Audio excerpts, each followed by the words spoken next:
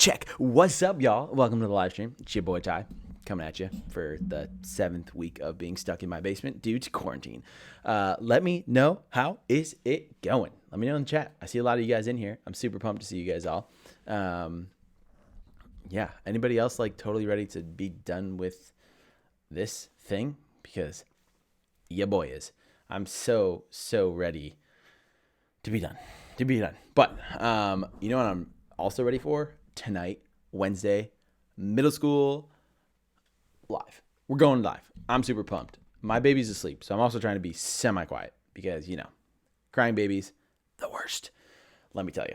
Anyways, so we are going to get started tonight. I'm very pumped. We have a very fun night planned for you.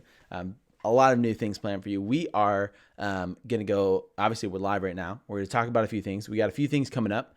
We also got a few things that we're planning. And then we have a few things that we want to show you. And then we have a few things that we want to teach you.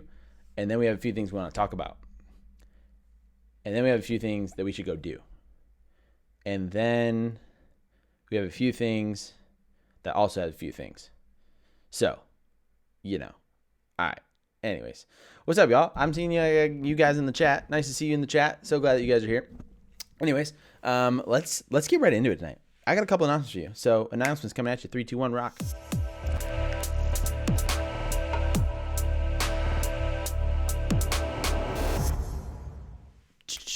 I'm like loving that beat. Anybody else love that beat of that music? I'm gonna move this up so I can like not have to lean over like a hunchback.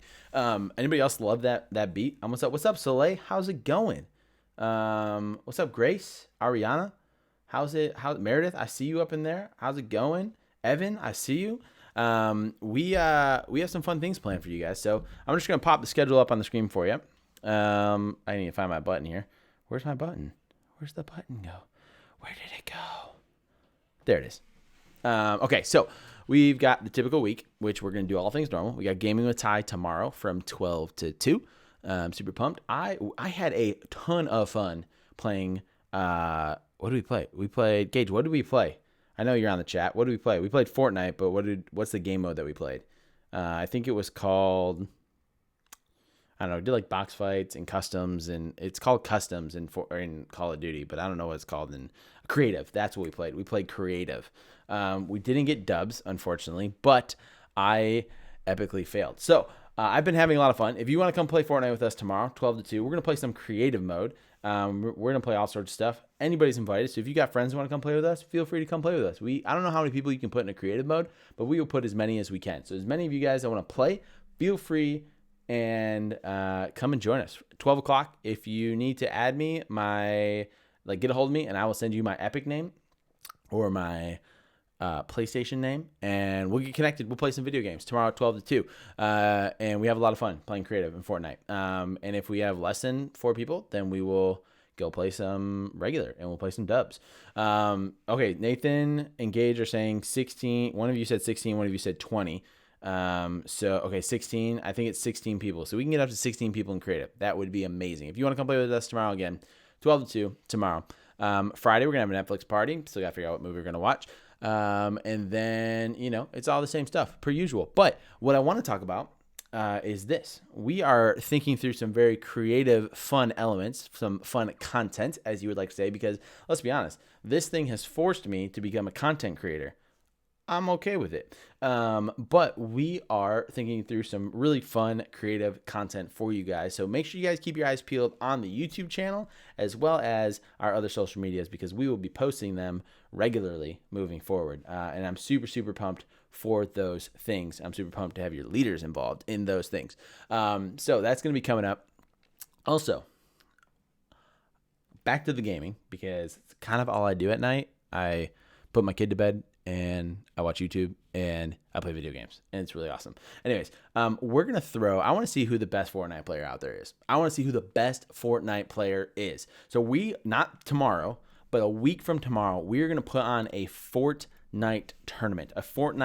We are going to play Fortnite, and the winner, and so it's going to be duos, okay? So you have to find a duo partner. It could be anybody. It doesn't have to be a Cbc student. It could be literally anybody, as long as they are are cool, and they don't swear. Let's just put that out there. Like, clean mouth, and we're good. But we are going to play some Fortnite. You find your duos partner. We will give all the details as we get closer to it, but you can walk away with, ready for this, drum roll, you can walk away with a $50 Amazon gift card. $50.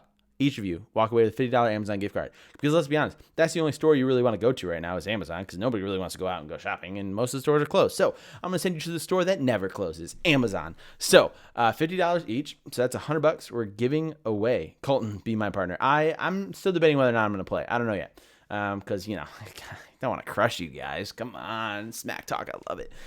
So we're giving away a $50 Amazon gift card to the top duos, the top duo collaboration, and we'll give $50 to both of you guys. So if you want to play, come join us next week, Thursday. We're still going to figure out the time. I'm trying to figure out, let me know. Let me ask this. What would be better? Do we do it during the day, like we have been doing, like 12 to 2, or do we do it at night? Like what would be easier for people? Would it be like a 7 o'clock start time would be easier, or would a 12 o'clock, like as in like noon start time, be better? What do you guys think? You guys let me know. Let me know in the chat. I'll be watching. What time is better for a Fortnite tournament next week, Thursday? Some of you guys are saying night. You can play on any console. You can play on PlayStation, Xbox, PC, phone, Switch, Rocks and Sticks. I don't know. That's not a real platform, but whatever you guys think. Let me know what time you think would be better. So that's for our Fortnite tournament next week. And outside of that, that's about all we got. Like I said, we got some really fun content coming at you. So I'm pretty pumped for it. Make sure you keep your eyes on the YouTube channel. And with that, we are airing one of our first episodes of a new content piece we're putting out called SGL Cribs. So what SGL Cribs is this? If any of you, and you're middle schoolers, so you're kind of young, and you might not know this, and this is kind of even a little bit dated past me. There's a thing called MTV Cribs, and what it was is basically a bunch of really famous people with really big houses, really expensive houses, could go on and could watch, or they would give a tour of like their multi-million-dollar house. And it was kind of nuts because they show all their like 17,000 cars and like their swimming pool that goes in a circle forever and all this fun stuff. Well, we're doing something even cooler called SGL Cribs, and we have asked all of your small group leaders to give a tour of their house. And I got my man Luke Wanger, came in with the first episode. This is the very first episode of SGL Cribs. So check it out. Have some fun. Make sure you drop some laughs in the chat as we go down with SGL Cribs episode 1, starring Luke Wanger. Hey guys, it's Luke, and welcome to MTV Cribs Cbc Youth Leader Edition. I know a lot of you probably thought that I lived in a gym somewhere under the bleachers, but this is my house, so let's go check it out. All right, let's go on in. So, first room we get to is the living room. Now, this room is where I spend a lot of my time when I'm home during the day. And I want to single out one spot. This seat right here is where I always sit. The reason why is because it has a great view out the window, and I love to read on this seat. I love to get my knitting done on this seat, and also the occasional basket weaving project. Soik!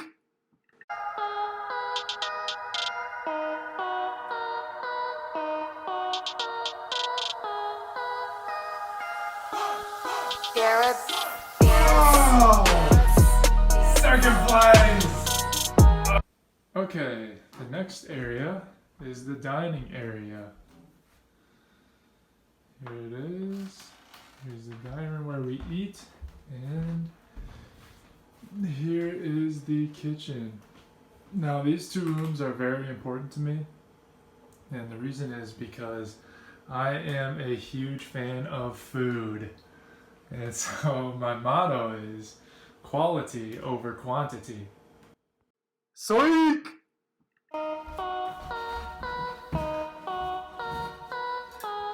Quality.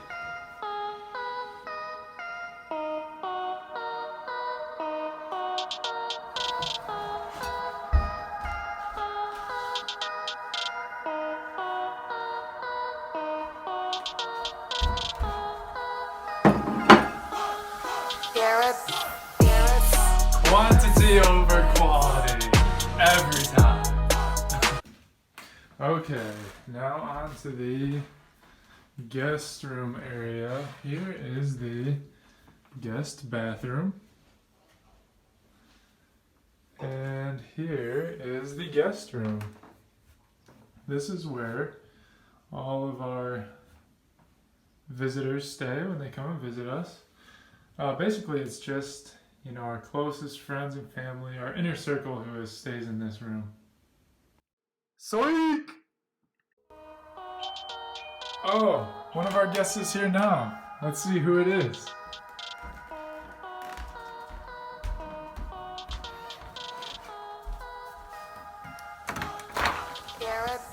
LeBron, come on in. So LeBron, how's everything been going? Oh, another guest? Let's see who it is.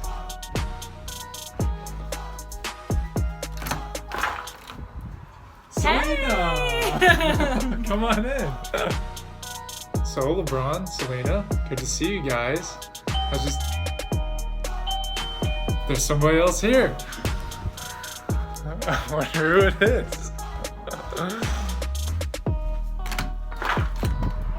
Tom Brady! What's up, my man? Alright guys, my guest just left, so we can continue on with the tour. The next room is the office. I have been working from home because of the coronavirus. So you can see my computers are set up. This is where I work. Basically all I do on these computers is math and engineering stuff. That's about it. Soik!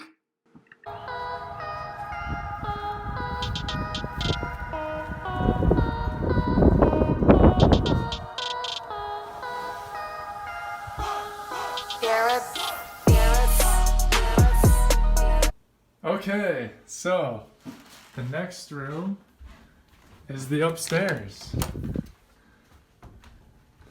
This is the master bedroom. And here it is. So there's our bathroom in there. There's our bed with the skylight window. We love the skylight. Here's the closet.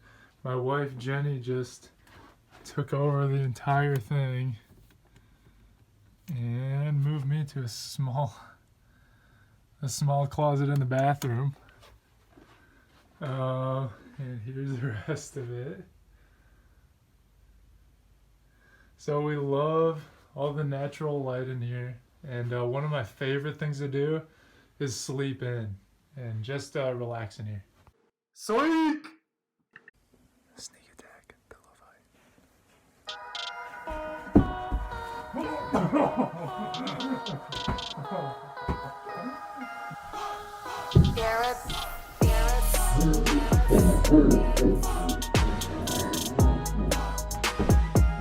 Okay, let's head back downstairs. The basement. So, here's our basement. It's unfinished. Washer and dryer. Those are basically the only reason we come down here, just to do our laundry. Soik! Ping pong!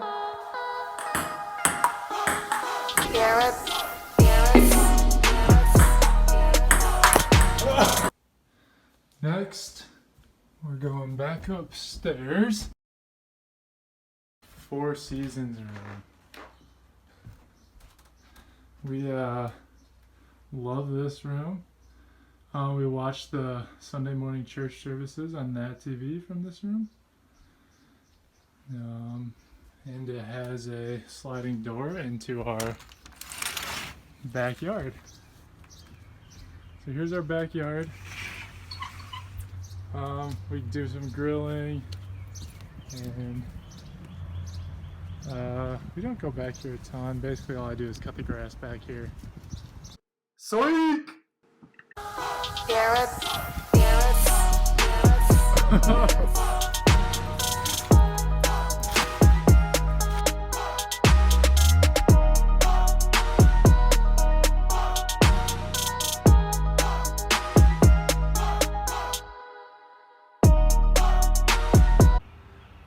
right, last but not least, let's go to the front of the house.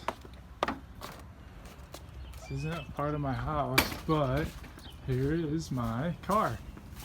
It's a Chevy Cruze. Had it for about a year now. It's what I go joyriding in. But I never go over the speed limit, and I always keep it really clean. Psych!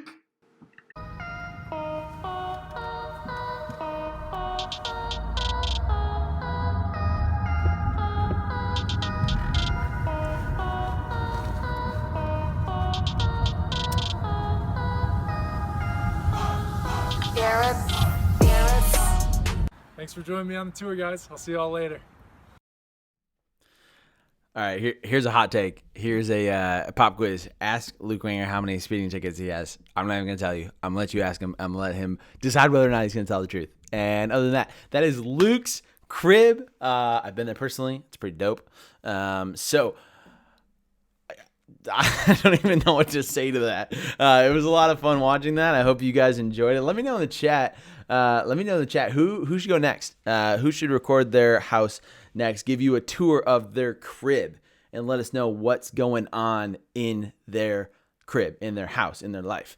Let me know in the chat. We're gonna get started. So while the clip is rolling, let us know who you want to be on the next episode of SGL Cribs, and we're going to go with our lesson here in 3, 2, and 1.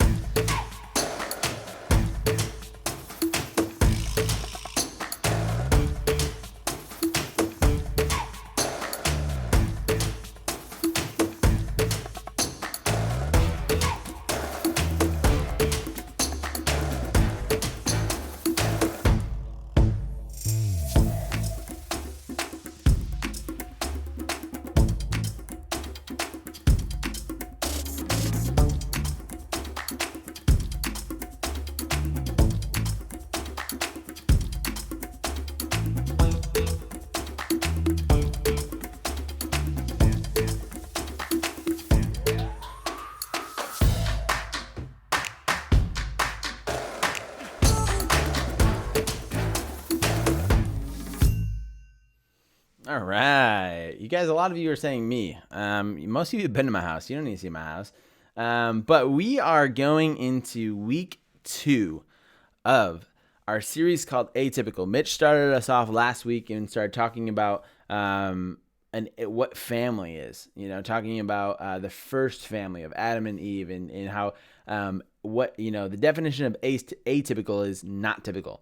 And so we're talking about some not so normal, let me move this. We're talking about some not so normal families in the Bible and how our own not so, we're talking about our own not so normal families too.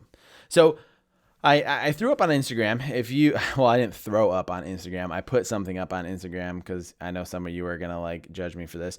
I put up on Instagram on the Cbc Students page. I threw up some polls for you guys to take advantage of. And I want you to pay attention to the differences to these questions. So I asked a couple of them. The first question I asked was, how many parents and step parents do you have? How many parents and step parents do you have? And if I had complete control over Instagram, I'd given out a bunch of different options, but I just put out a couple simple ones. I put out 0 to 2 or 3 or more. So what I want you to focus on are what kinds of families are represented by our students, right? It's anonymous, so it doesn't matter. But the first question was this: how many parents and step parents, so both parents and step parents, do you have? Out of, was it 0, or so the first option was 0 to 2, and the second one was 3 or more. It was 95% had 0 to 2 parents. So that means that they don't have their parents with them anymore, or they have one parent, or they have both 2 parents, or a parent and a step parent, or whoever. And then 5% were 3 or more. So assuming that it's parents and some step parents, we don't really know.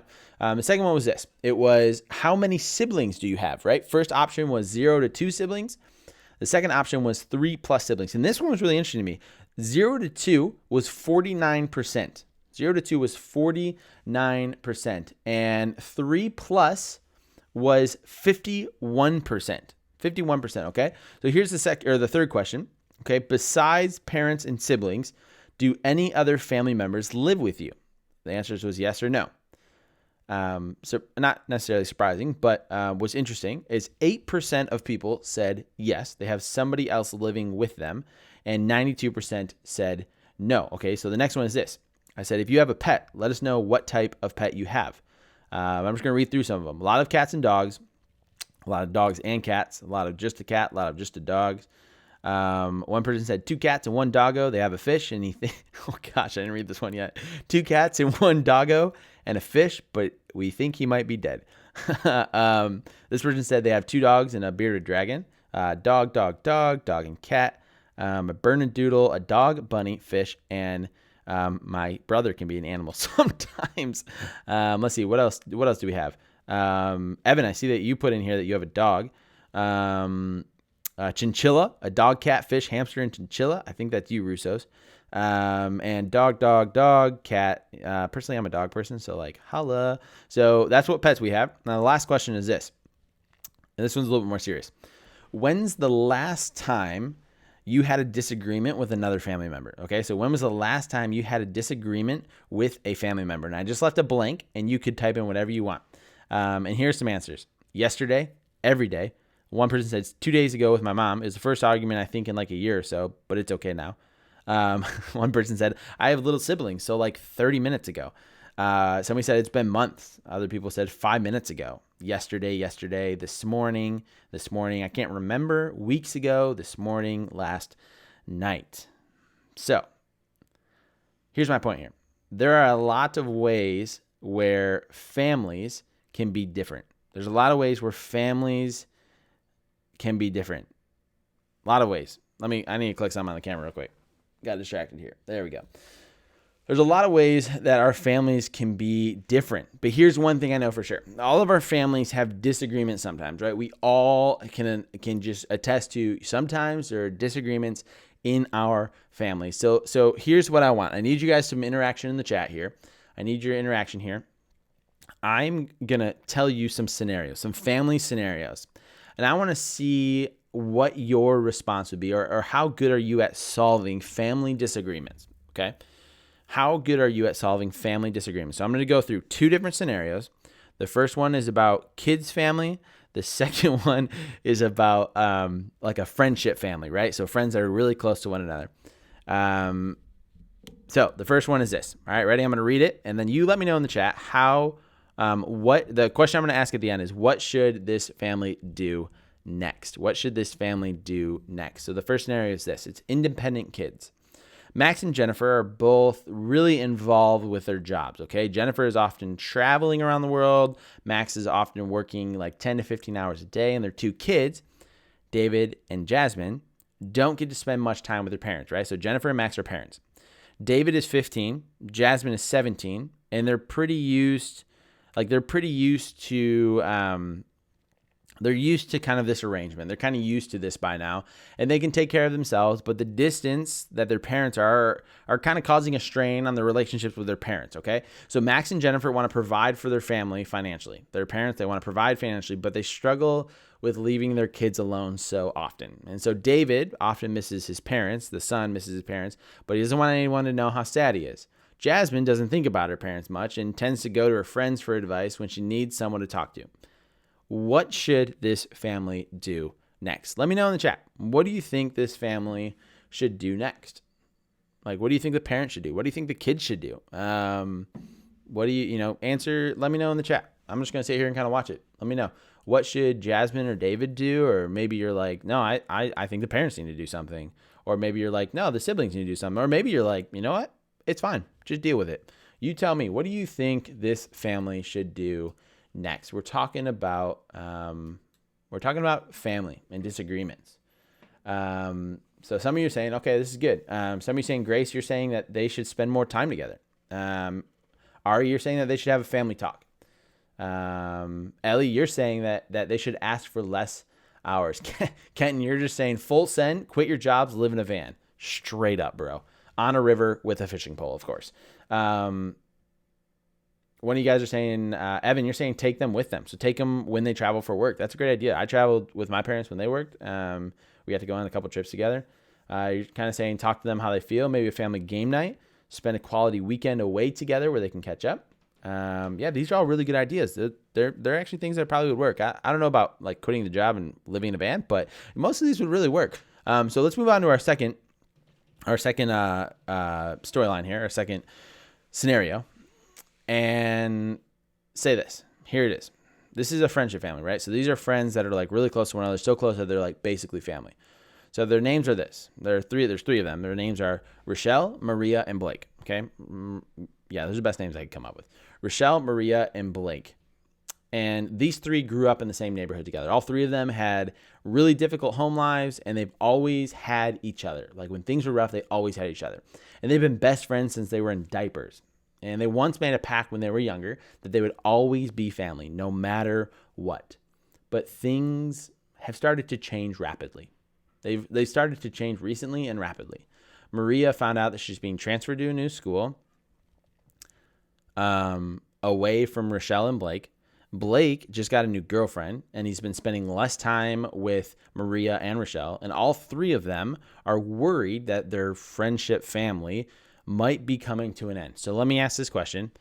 What should this family do next? What should this family of friends, what should they do next? You tell me. What should this family or friendship family or family friends, what should they do next?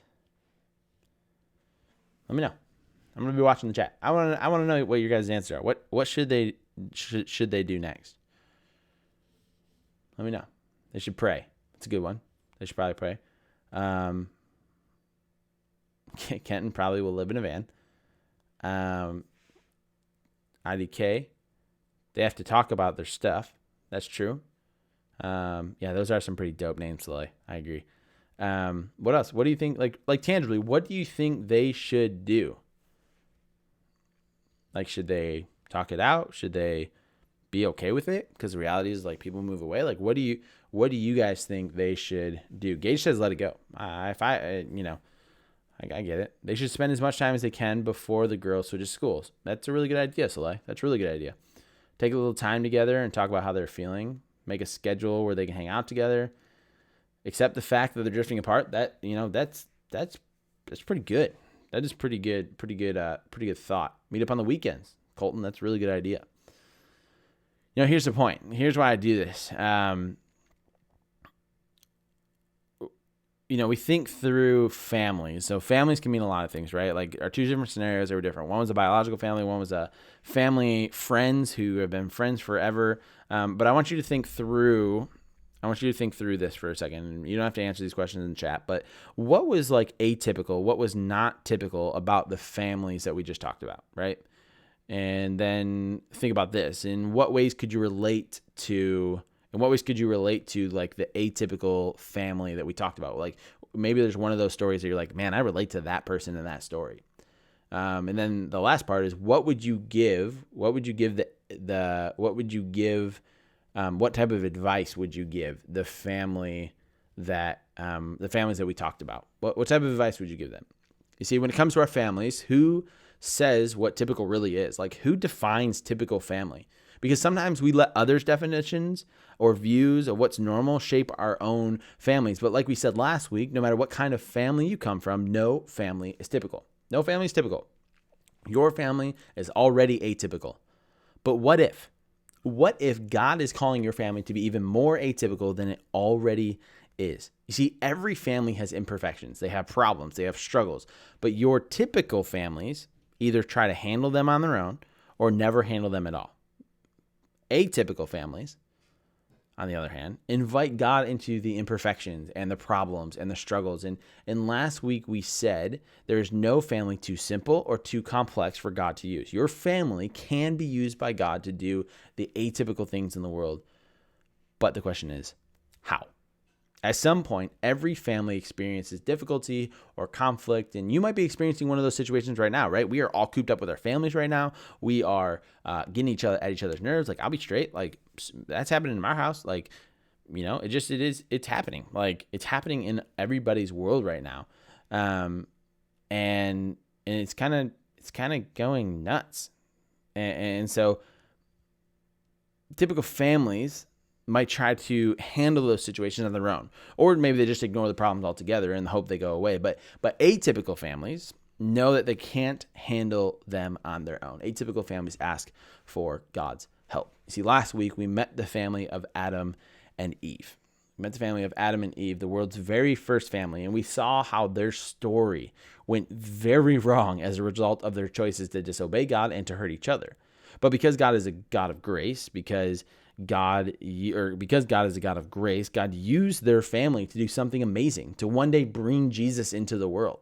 And so today I want to introduce you to another family. This family lived many generations after Adam and Eve, and they were atypical in their own way. And you may have heard about Abraham before. He's an important person in the history of our faith because of an important promise God made to him. So I want to learn more about Abraham's life, specifically his relationship with his nephew Lot. So in Genesis 13, starting at verse 1, it says this.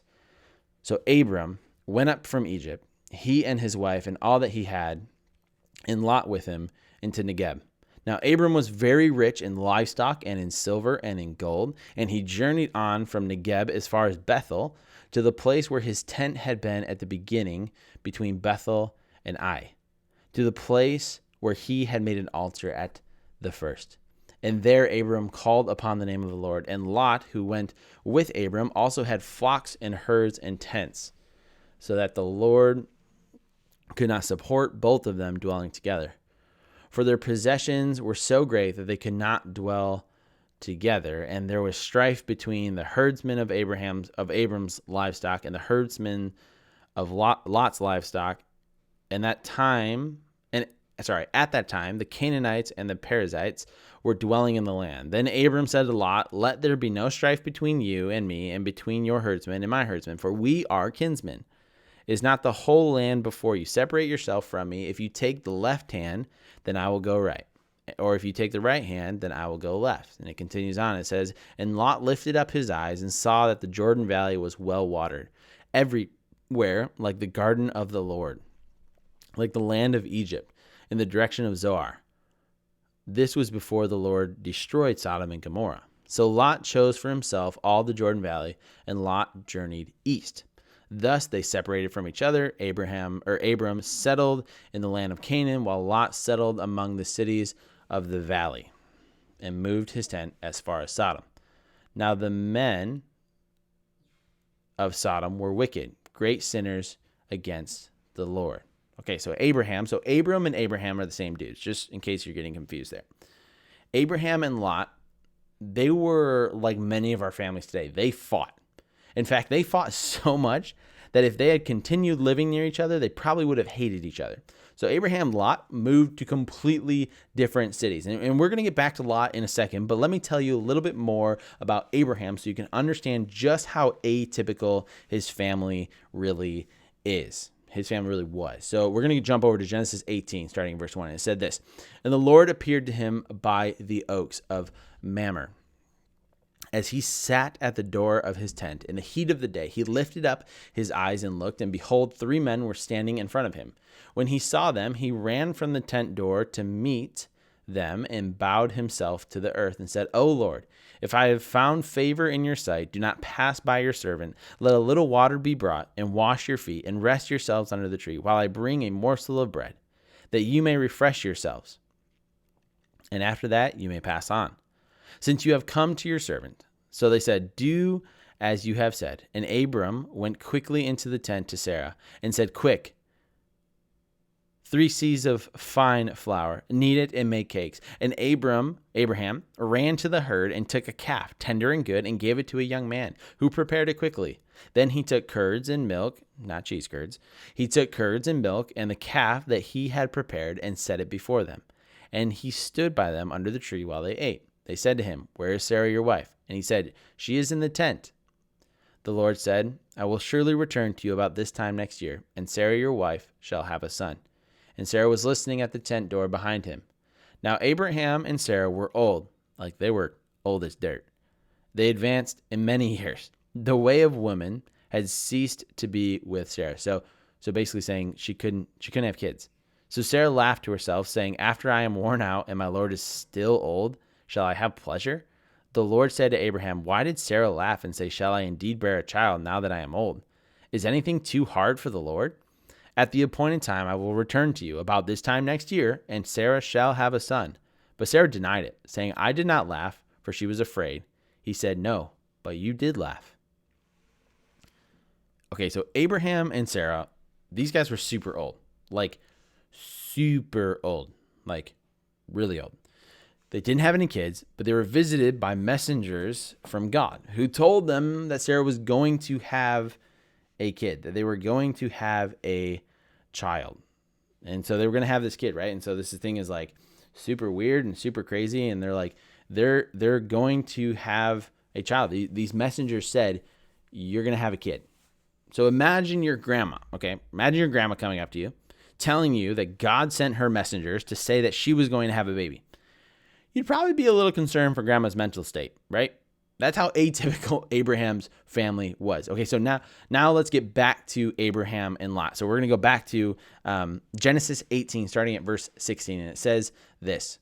Then the men set out from there, and they looked down toward Sodom, and Abraham went with them to set them on their way. The Lord said, shall I hide from Abraham what I am about to do? Seeing that Abraham shall surely become a great and mighty nation, and all the nations of the earth shall be blessed in him. For I have chosen him, that he may command his children and his household after him to keep the way of the Lord by doing righteousness and justice, so that the Lord may bring to Abraham what he has promised him. Then the Lord said, because the outcry against Sodom and Gomorrah is great, and their sin is very grave, I will go down to see whether they have done altogether according to the outcry that has come to me. And if not, I will know. Abraham intercedes for Sodom. So the men turned from there and went toward Sodom, but Abraham still stood before the Lord. Then Abraham drew near and said, will you indeed sweep away the righteous with the wicked? Suppose there are 50 righteous within the city. Will you then sweep away the place and not spare the 50 who are righteous in it? Far be it from you to do such a thing, to put the righteous to death with the wicked, so that the righteous fare as the wicked. Far be that from you. So this is Abraham talking. This is Abraham talking right now. He says, shall not the judge of all the earth do what is just? And the Lord said, if I find at Sodom 50 righteous in the city, I will spare the whole place for their sake. So Abraham answered and said, behold, I have undertaken to speak to the Lord. I am but dust and ashes. Suppose 5 of the 50 righteous are lacking. Will you destroy the whole city for the lack of 5? And he said, I will not destroy it if I find 45 there.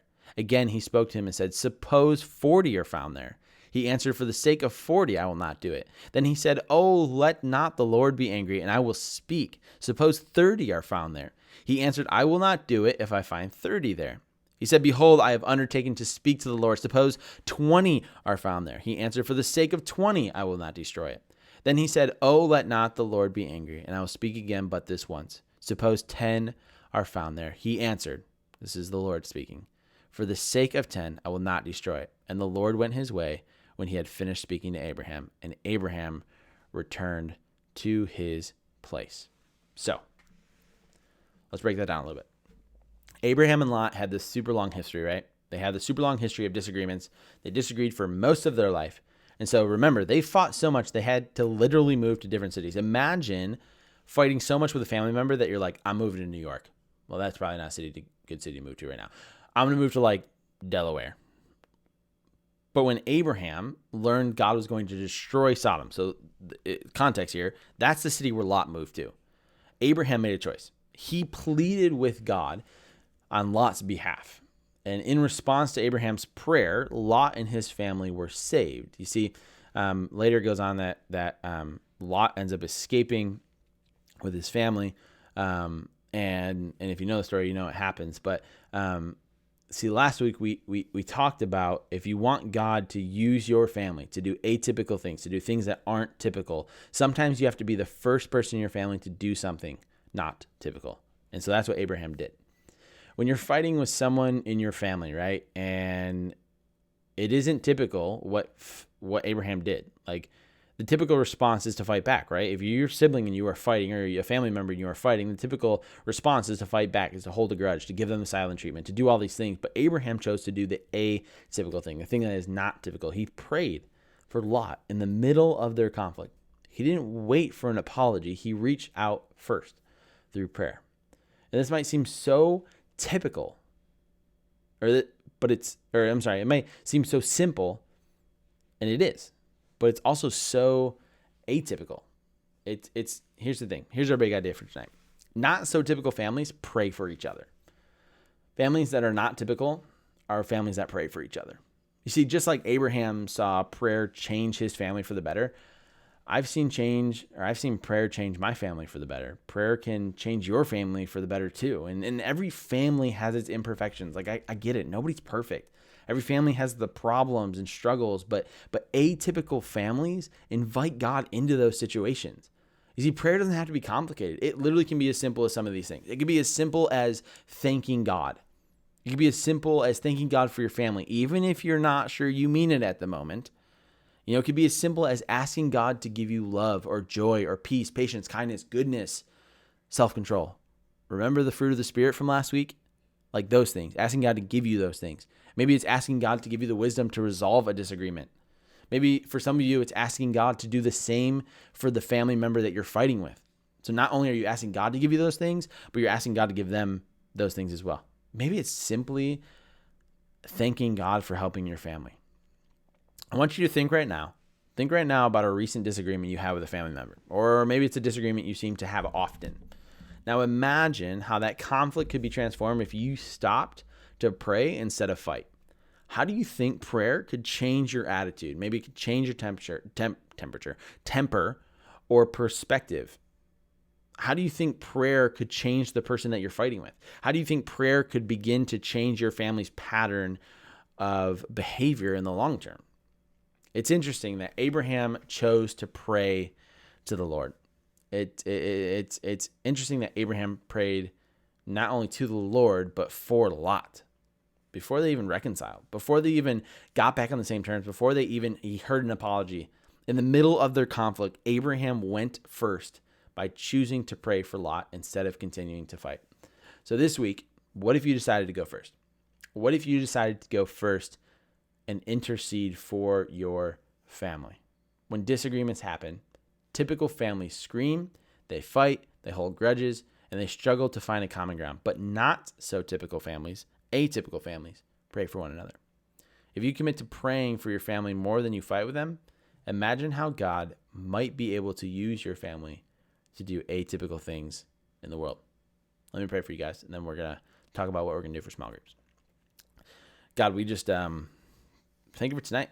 Thank you for this story in your word that we can learn from. That in the midst of this season, especially where we're at right now, where we're cooped up with our families and tensions are high and disagreements are happening a lot, and it's just everybody seems to be on edge. That in the midst of this season, we can pray for one another. That we can pray for our families. We can pray with our families. God, I pray that you give us the boldness to be the first. It doesn't matter, even if we're kids in our families, that we can go first. It doesn't have to be an adult. It can be us. So God, I just pray for that. I pray for our small groups. Let it be a good time of not distractions, but a good time of just staying committed to conversations about about things that matter in our life. God, thank you for everybody that's tuning in tonight. We just pray that everybody gets to grab it, get into small groups and just be honoring and glorifying to you in that time. God, thank you for everything you're doing. In your son's name we pray. Amen. All right, y'all. We're going to head to small groups. So I see a couple of people asking about small groups in the chat. Make sure that you guys go and grab the link, which should be in the, let me check. It should be in the description of this video, as it always is. Go ahead and grab the link to the Zoom call and hop on the Zoom, and make sure that you use the right password. If you don't know the password, text a small group leader or text a friend. They can send it to you. If you have trouble with it, here are my tips from last week. Either try a different device, make sure that Zoom is updated on your current device, get out of Zoom, retry again. We don't really know exactly what the problem is because I'm not, I don't own Zoom. But we're finally able to get everybody in last night. So head over to small groups, and I will meet you guys there to get you into your small groups. I love you guys. I'll see y'all next week. Peace.